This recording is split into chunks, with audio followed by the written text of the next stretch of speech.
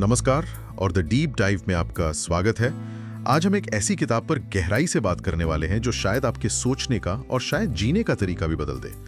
किताब का नाम है यू आर द प्लेसिबो और इसके लेखक हैं डॉक्टर जो डिस्पेंजा। जी, और डॉक्टर जो डिस्पेंजा कोई आम लेखक नहीं है। वो एक न्यूरो साइंटिस्ट है, काइरोप्रैक्टर है और दशकों से मन और शरीर के कनेक्शन पर, मतलब माइंड बॉडी कनेक्शन पर रिसर्च कर रहे हैं। और ये किताब सिर्फ थ्योरी नहीं है। इसकी शुरुआत उनकी अपनी जिंदगी की एक चौंकाने वाली घटना से होती है जिसने उन्हें इस रास्ते पर डाला। हाँ, और वो कहानी ही अपने आप में मतलब अविश्वसनीय है। एक ट्रायथलॉन में हिस्सा ले रहे थे वो, और एक गाड़ी ने उन्हें जोरदार टक्कर मार दी, बहुत बुरी तरह से। उनकी रीढ़ की हड्डी के 6 वर्टिब्रा टूट गए थे। 6? हाँ, 6। और डॉक्टरों ने तो सीधे सीधे कह गया था कि बिना एक बहुत बड़ी कॉम्प्लिकेटेड सर्जरी के वो शायद फिर कभी चल नहीं पाएंगे। और सर्जरी का मतलब था कि उनकी रीढ़ में रॉड्स डाली जाएंगी। बिल्कुल। और उसके बाद भी जिंदगी भर दर्द में रहने का पूरा खतरा था। डॉक्टरों का तो कहना था कि सर्जरी नहीं कराई तो लकवा मारना तय है। लेकिन उन्होंने एक ऐसा फैसला लिया जो किसी भी डॉक्टर की सलाह के बिल्कुल खिलाफ था। उन्होंने सर्जरी से इनकार कर दिया। एक मिनट, ये तो बहुत बड़ा रिस्क था। मतलब उन्होंने मॉडर्न मेडिसिन को पूरी तरह से नकार दिया। ऐसा क्यों किया उन्होंने? उनका तर्क बहुत गहरा था। उन्होंने सोचा कि हमारे अंदर एक इंटेलिजेंस है, एक चेतना है जो हमारे दिल को धड़काती है, खाने को पचाती है और खरबों कोशिकाओं को बिना हमारे सोचे समझे चलाती है। सही बात है। तो उनका सवाल था कि अगर वो चेतना इतनी जटिल प्रक्रियाएं कर सकती है तो क्या वो कुछ टूटी हुई हड्डियों को ठीक नहीं कर सकती? उन्होंने फैसला किया कि वो उस शक्ति पर भरोसा करेंगे। तो उन्होंने सिर्फ सोचकर खुद को ठीक किया। ये सुनने में तो किसी चमत्कार जैसा लगता है। बिल्कुल। और एक तरह से ये था भी। उन्होंने हर दिन घंटों तक ध्यान में बैठकर अपनी रीढ़ की हड्डी को पूरी तरह से स्वस्थ होने की मानसिक कल्पना की। सिर्फ सोचा नहीं, उन्होंने कहा कि उन्होंने उस ठीक होने की भावना को गहराई से महसूस भी किया। एग्जैक्टली, यही सबसे जरूरी पॉइंट है। और नतीजा, लगभग 10 हफ्तों में बिना किसी सर्जरी के वो फिर से चलने लगे, पूरी तरह से ठीक होकर। कमाल है। और यही अनुभव इस किताब की नींव बना। तो चलिए किताब के मूल विचार पर आते हैं। यू आर द प्लेसिबो, इसका असल में मतलब क्या है? इसका मूल विचार ये है कि प्लेसिबो कोई चीनी की गोली या कोई बाहरी चीज नहीं है। ओके। असली प्लेसिबो हम खुद हैं, हमारे अंदर की शक्ति। किताब का सेंट्रल सवाल ही ये है, अगर आप किसी नकली गोली पर विश्वास करके ठीक हो सकते हैं तो क्या आप सिर्फ खुद पर विश्वास करके ठीक नहीं हो सकते? मतलब अपने विचारों और अपनी भावनाओं को बदलकर अपनी बायोलॉजी को बदलना। बिल्कुल, अपने माइंड को बदलकर अपने शरीर को बदलना। ठीक है, तो ये किताब उन लोगों के लिए है जो अपनी सेहत की बागडोर अपने हाथों में लेना चाहते हैं, या जो मन और शरीर के इस गहरे कनेक्शन को एक वैज्ञानिक नजरिए से समझना चाहते हैं। हाँ, और ये बीमारी को नकारने के बारे में नहीं है। ये इस बारे में है कि हमारे पास उसे बदलने के लिए पहले से ही एक जबरदस्त क्षमता मौजूद है, बस हमें उसे इस्तेमाल करना सीखना है। किताब में प्लेसिबो के साथ साथ नोसिबो प्रभाव का भी जिक्र है। ये उसका उल्टा है ना? हाँ, और ये उतना ही शक्तिशाली है, लेकिन नेगेटिव दिशा में। नोसिबो का मतलब है कि अगर आपका विश्वास आपको ठीक कर सकता है तो आपका नकारात्मक विश्वास आपको बीमार भी कर सकता है। यहाँ तक कि आपकी जान भी ले सकता है। किताब में कुछ ऐसी कहानियां हैं जो वाकई में हिला देती हैं। जैसे वो सैम लॉन्ड्स की कहानी। बिल्कुल। सैम को डॉक्टरों ने बताया कि उन्हें लाइलाज ईसोफेजियल कैंसर है। ये सुनकर ही उन्होंने मान लिया कि अब उनकी मौत तय है। कुछ ही महीनों में उनकी मृत्यु भी हो गई। लेकिन जब ऑटोप्सी हुई तो सब हैरान रह गए। क्यों? क्या हुआ था? उनके शरीर में कैंसर तो था, पर बहुत मामूली सा। मतलब इतना नहीं कि उससे उनकी जान जा सके। अरे बाप रे। वो कैंसर से नहीं, बल्कि कैंसर से मरने के विचार से मर गए। उनके विश्वास ने उनके शरीर को शट डाउन कर दिया। ये तो डरावना है। मतलब हमारा दिमाग हमारे शरीर के खिलाफ भी काम कर सकता है। पूरी तरह से। और वो वुडो अभिशाप वाली कहानी भी तो इसी बात को दिखाती है। हाँ, बताइए उसके बारे में। टेनेसी के एक व्यक्ति को यकीन हो गया कि उस पर किसी ने जानलेवा वुडो अभिशाप डाल दिया है, और वो तेजी से बीमार पड़ने लगा, मरने की कगार पर पहुंच गया। और डॉक्टरों को कुछ समझ नहीं आ रहा था। कुछ नहीं, कोई बीमारी नहीं मिली। तब एक समझदार डॉक्टर ने एक चाल चली। उसने उसे यकीन दिलाया कि उसने अभिशाप का तोड़ निकाल लिया है। अच्छा। उसने एक झूठी कहानी मिलाई और एक नकली प्रक्रिया के जरिए उसे दिखाया कि अभिशाप एक हरे लिक्विड के रूप में उसके शरीर से बाहर निकल गया है। और इसका असर हुआ? असर तो तुरंत हुआ। जैसे ही उस व्यक्ति को यकीन हुआ कि अभिशाप खत्म हो गया है, वो कुछ ही घंटों में बेहतर महसूस करने लगा और कुछ ही दिनों में पूरी तरह स्वस्थ होकर घर चला गया। वाह, मतलब वो सिर्फ विश्वास से बीमार हुआ और विश्वास से ही ठीक हो गया। एग्जैक्टली। ये कहानियां सुनने में अविश्वसनीय लगती हैं, लेकिन ये एक बड़ा सवाल भी खड़ा करती हैं। क्या ये सिर्फ दिमागी खेल है या इसके पीछे कोई असली विज्ञान है जो समझा सके कि एक सोच, एक विश्वास हमारे शरीर की केमिस्ट्री को कैसे बदल सकता है? बहुत अच्छा सवाल है और यहीं पे ये किताब सेल्फ हेल्प की दुनिया से निकलकर हार्डकोर साइंस की दुनिया में कदम रखती है। ओके। इसका जवाब हमारे मस्तिष्क की कार्यप्रणाली में छिपा है। न्यूरोसाइंस का एक बहुत मशहूर सिद्धांत है, nerve cells that fire together wire together. इसको आसान भाषा में समझाएंगे? जरूर। इसका मतलब है कि हमारे दिमाग में जो न्यूरॉन्स यानी तंत्रिका कोशिकाएं एक साथ सक्रिय होती हैं, वो एक दूसरे से और मजबूती से जुड़ जाती हैं। हमारे दिमाग को एक घने जंगल की तरह समझिए। जब हम कोई नया काम सीखते हैं या कुछ नया सोचते हैं, तो हम उस जंगल में एक पतला सा रास्ता बनाते हैं। ठीक है। अगर हम उसी रास्ते पर बार बार चलें, यानी उसी विचार को बार बार सोचें, तो धीरे धीरे वो रास्ता एक पक्का और चौड़ा हाईवे बन जाता है। अब दिमाग को उस रास्ते पर चलने में कोई मेहनत नहीं लगती। और यही हमारी आदतें हैं? बिल्कुल, यही आदतें हैं, चाहे अच्छी हों या बुरी। यही हमारी मान्यताएं हैं। मतलब 35-40 की उम्र तक हम अपनी ही बनाई हुई आदतों और विचारों के हाईवे पर ऑटो पायलट मोड में चल रहे होते हैं। सही कहा। हमारा 95% व्यक्तित्व अवचेतन कार्यक्रमों का, मतलब सबकॉन्शियस प्रोग्राम्स का एक सेट बन जाता है। लेकिन अच्छी खबर भी है। हाँ, अच्छी खबर है न्यूरोप्लास्टिसिटी। इसका मतलब है कि हमारा दिमाग पत्थर की लकीर नहीं है, ये प्लास्टिक की तरह है जिसे बदला जा सकता है। हम नए रास्ते बना सकते हैं। हम चाहें तो मेहनत करके उस जंगल में नए रास्ते बना सकते हैं, और अगर पुराने रास्तों पर चलना छोड़ दें तो वहाँ फिर से घास उगाएगी। हम सचमुच अपने दिमाग को बदल सकते हैं। ये तो हुई दिमाग की बात, लेकिन विचार हमारे शरीर के मतलब जेनेटिक लेवल पर कैसे असर डालते हैं? क्या हम अपने डीएनए को भी बदल सकते हैं? यही इस किताब का सबसे क्रांतिकारी हिस्सा है, और इसका जवाब है एपिजेनेटिक्स के विज्ञान में। एपिजेनेटिक्स मतलब जीन के ऊपर? बिल्कुल। ये विज्ञान कहता है कि हमारे जीन हमारी किस्मत तय नहीं करते। इसे ऐसे समझिए कि आपका डीएनए एक बहुत बड़ी लाइब्रेरी है जिसमें लाखों किताबें हैं, यानी जीन्स। और हमारे विचार और भावनाएं उस लाइब्रेरियन की तरह है जो चुनता है कि कौन सी किताब पढ़नी है। हाँ, आपने बिल्कुल सही पकड़ा। हमारा माहौल, हमारे विचार, हमारी भावनाएं, ये सब जीन्स को ऑन या ऑफ करने के लिए सिग्नल भेजती हैं।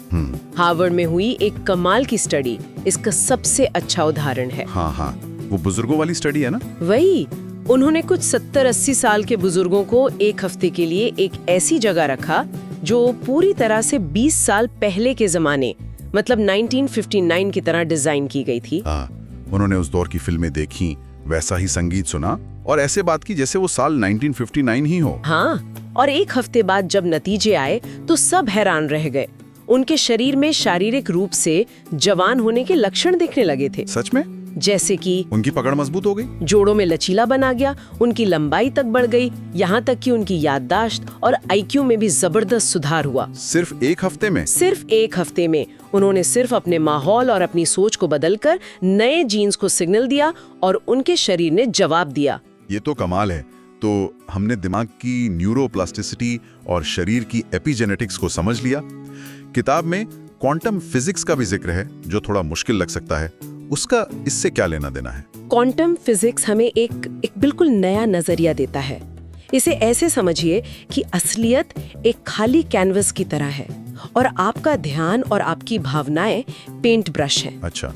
इस खाली कैनवस पर अनगिनत संभावनाएं, मतलब पोटेंशियल रियलिटीज मौजूद हैं। एक सेहतमंद आप, एक बीमार आप, एक अमीर आप, एक गरीब आप, सब एक ही समय पर संभावना के रूप में मौजूद हैं। तो आप कह रही हैं कि असलियत फिक्स नहीं है और हम अपने ध्यान से चुनते हैं कि कौन सी संभावना हकीकत बने। बिल्कुल। क्वांटम फिजिक्स का ऑब्जर्वर इफेक्ट यही कहता है। जहां आप अपना ध्यान और ऊर्जा लगाते हैं, उसी संभावना को आप अपनी जिंदगी में खींचते हैं। अगर आप बार बार अपनी बीमारी, अपने दर्द और अपने अतीत पर ध्यान केंद्रित करेंगे, तो आप उसी पुरानी तस्वीर को और पक्का बनाते रहेंगे। लेकिन अगर हम एक बिल्कुल नई सेहतमंद तस्वीर बनाने का फैसला करते हैं और उस पर पूरा ध्यान लगाते हैं, तो हम उस संभावना को हकीकत बना सकते हैं। एग्जैक्टली, आप अज्ञात से अपना भविष्य बना सकते हैं। ठीक है, विज्ञान समझ में आ गया, लेकिन इसे असल जिंदगी में कैसे उतारें? अगर कोई बदलाव लाना चाहता है, तो इसका प्रैक्टिकल तरीका क्या है? इसका तरीका है मानसिक अभ्यास या मेंटल रिहर्सल, जिसे डॉक्टर डिस्पेंजा एक खास तरह के ध्यान के जरिए सिखाते हैं। यहाँ सबसे बड़ा आइडिया सिर्फ अच्छा सोचो नहीं है।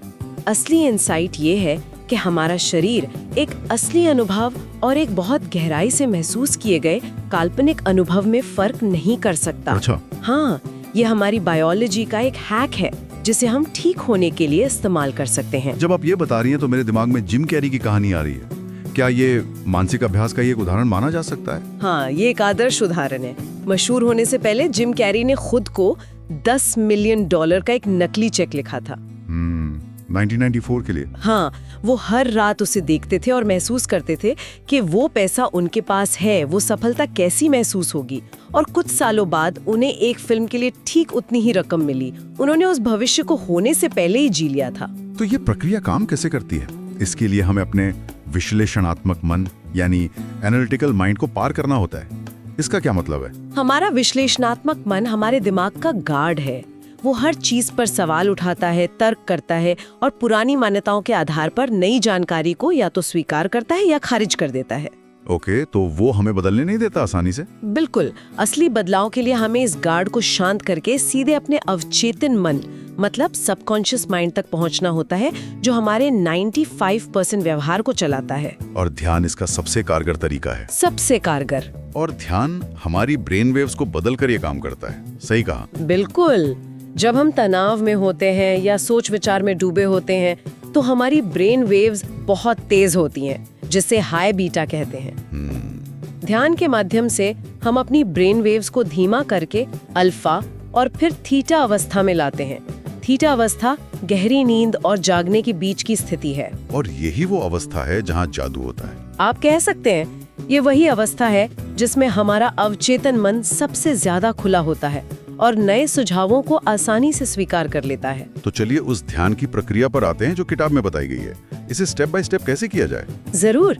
इसका लक्ष्य है खुद को उस अवस्था में लाना जहां आप कोई नहीं, कुछ नहीं, कहीं नहीं और किसी समय में नहीं होते हैं। मतलब nobody, no one, nothing, in no place and in no time। हाँ, मतलब अपनी पहचान को भूलकर सिर्फ शुद्ध चेतना बनना, उस क्वांटम क्षेत्र में प्रवेश करना जहां सभी संभावनाएं मौजूद हैं। सुनने में थोड़ा मुश्किल लग रहा है। पहला कदम क्या है? पहला कदम है इंडक्शन, जिसमें आप अपनी ब्रेन वेव्स को धीमा करते हैं। इसके लिए ओपन फोकस तकनीक का इस्तेमाल करें। ये क्या होती है? इसे करने का सबसे आसान तरीका है कि आप अपनी आंखें बंद करें और अपने आसपास के स्पेस को महसूस करने की कोशिश करें। अपने शरीर के अंदर के स्पेस को महसूस करें। एक पॉइंट पर फोकस करने की बजाय पूरे स्पेस पर ध्यान दें। ऐसा करते ही आपका दिमाग अपने आप शांत होने लगता है और आप एनालिटिकल माइंड से बाहर निकलकर अल्फा या थीटा अवस्था में चले जाते हैं। ठीक है, दिमाग शांत हो गया। अब दूसरा कदम क्या है? दूसरा कदम है वर्तमान क्षण को खोजना। इसका मतलब है उस शून्य या क्वांटम क्षेत्र में रहना। यहाँ आपको अपनी पुरानी पहचान, अपनी समस्याओं, अपने शरीर, अपने अतीत और भविष्य सब कुछ भूल जाना है। सब कुछ? अपनी सारी परेशानियां, अपनी पहचान? ये तो मुश्किल होगा। शुरुआत में मुश्किल लग सकता है, लेकिन अभ्यास से ये आसान हो जाता है। और ये जरूरी है, क्योंकि जब तक आप अपनी पुरानी पहचान से जुड़े रहेंगे, आप नया भविष्य नहीं बना सकते। आपको पुराना आप बनना छोड़ना होगा ताकि एक नया आप जन्म ले सके। और अंतिम और सबसे जरूरी कदम, जहां असली बदलाव होता है, तीसरा कदम है मान्यताओं और भावनाओं को बदलना। यहाँ आप सबसे पहले एक सीमित विश्वास चुनते हैं जिसे आप बदलना चाहते हैं, जैसे मैं कभी ठीक नहीं हो सकता या मैं काफी अच्छा नहीं हूँ। फिर आप एक दृढ़ निर्णय लेते हैं कि आप इस विचार को, इस भावना को अब और ऊर्जा नहीं देंगे। इसके बाद आप एक नया सशक्त विश्वास चुनते हैं और उसे एक ऊंचे भाव के साथ महसूस करते हैं। ऊंचे भाव, एलिवेटेड इमोशन, इससे क्या मतलब है? मतलब कृतज्ञता, प्रेम, आनंद या प्रेरणा। सिर्फ ये सोचना काफी नहीं है कि मैं स्वस्थ हूँ। आपको महसूस करना होगा कि स्वस्थ होने पर कैसा लगेगा। अच्छा, कुछ सिग्नल भेज रहे हैं उस घटना के होने से पहले ही। बिल्कुल, और आपका शरीर उस नए माइंड को फॉलो करना शुरू कर देता है। तो अंत में इस किताब से सबसे बड़ी सीख क्या है? अगर श्रोताओं को एक ही बात याद रखनी हो तो वो क्या होगी? सबसे बड़ी सीख ये है कि हम अपनी नियति या अपने जीन्स के शिकार नहीं हैं। हमारे अंदर वो सारी जैविक और न्यूरोलॉजिकल मशीनरी पहले से मौजूद है, जिससे हम अपनी मनचाही सेहत और जिंदगी बना सकते हैं। हमें बस ये सीखना है कि उसे इस्तेमाल कैसे करना है। हाँ, हम निर्माता हैं, पीड़ित नहीं। चलिए इस चर्चा को कुछ मुख्य बिंदुओं के साथ समाप्त करते हैं जो श्रोताओं को याद रखनी चाहिए। जरूर। पहली बात, आपके विचार और भावनाएं सीधे तौर पर आपकी सेहत और आपकी हकीकत को बनाते हैं। नोसिबो प्रभाव उतना ही वास्तविक है जितना प्लेसिबो। मतलब आप सचमुच अपने विचारों से बीमार या स्वस्थ हो सकते हैं। बिल्कुल। दूसरी बात, आप अपने अतीत के कैदी नहीं हैं। न्यूरोप्लास्टिसिटी यानी आपके मस्तिष्क को बदलने की क्षमता और एपिजेनेटिक्स यानी आपके जीन्स को प्रभावित करने की क्षमता, इनके माध्यम से आप सचमुच एक नया स्व बना सकते हैं। और तीसरी बात, तीसरी और शायद सबसे महत्वपूर्ण बात, सच्चा परिवर्तन तब होता है जब एक स्पष्ट इरादा एक ऊंचे भाव के साथ मिलता है। सिर्फ सकारात्मक सोचना काफी नहीं है। आपको उस भविष्य को वर्तमान में महसूस करना होगा। अपने शरीर को उस नई हकीकत का स्वाद चखाना होगा। सही कहा। और चौथी बात, ध्यान सिर्फ दिमाग को शांत करने के लिए नहीं है। यह आपके विश्लेषणात्मक मन को पार करके आपके अवचेतन ऑपरेटिंग सिस्टम में प्रवेश करने का एक शक्तिशाली उपकरण है, जहां आप स्थायी और गहरे परिवर्तन कर सकते हैं। जैसा कि डॉक्टर डिस्पेंजा कहते हैं, भविष्य की भविष्यवाणी करने का सबसे अच्छा तरीका इसे बनाना है, ज्ञात से नहीं बल्कि अज्ञात से। ये किताब हमें याद दिलाती है कि हमारे भीतर असीम संभावनाएं हैं। हमें बस खुद को वो प्लेसिबो बनने की अनुमति देनी है जो हम हमेशा से थे। और ऐसी ही शक्तिशाली किताबों पर गहराई से जानकारी के लिए हमारे चैनल को सब्सक्राइब करें। अगली बार मिलते हैं।